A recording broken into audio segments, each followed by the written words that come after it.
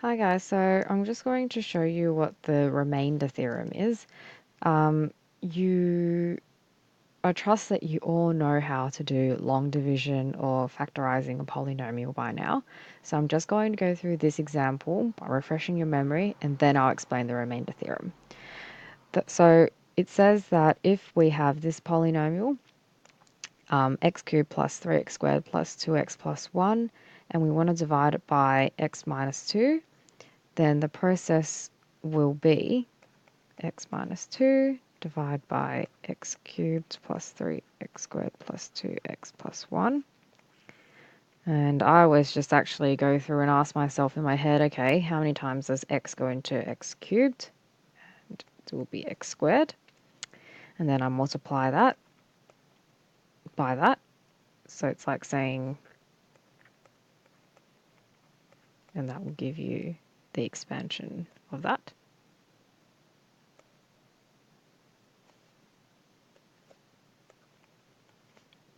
Right? And if you do that minus, then you get 0 minus 3x squared minus negative 2x squared would be plus 5x squared.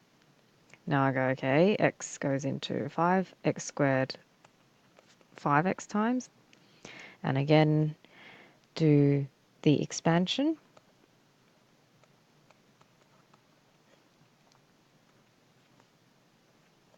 Bring this down. And your new one will be, again, 0, negative, negative, makes positive. Okay, bring that down. X goes into 12x 12 times.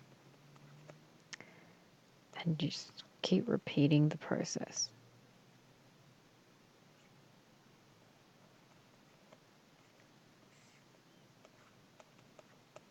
Right, so you can see, sorry, that's 25.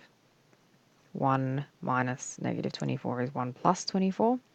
So you can see when we divide p of x, which was this whole polynomial, by x minus 2, when we divide it by x minus 2, the remainder is 25. Now, there is a theorem that says instead of you going through all of this and finding the remainder, you can just plug in the number from here into p of x to give the remainder. I'll show you what I mean. So p of x is, right? Now, p of 25, sorry, p of 2. So I changed the sign of the 2 there. It's like saying if x minus 2 equals 0, then x is equal to 2. So I'm putting the 2 solution into here. So it's saying that I want x equals 2 for all of these. So it will be 2 cubed plus 3, 2 squared plus 2 times 2 plus 1. So I've replaced all the x's with 2.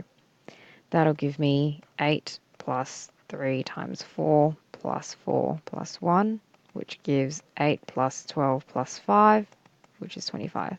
See how that gave us the same remainder as that. This is called our remainder theorem. So if we go back, if we go into your booklet, you can see that if p of x is divided by ax plus b, then the remainder is minus b on a. And we get this by going, okay, let ax plus b equal to 0, then x equals minus b on a.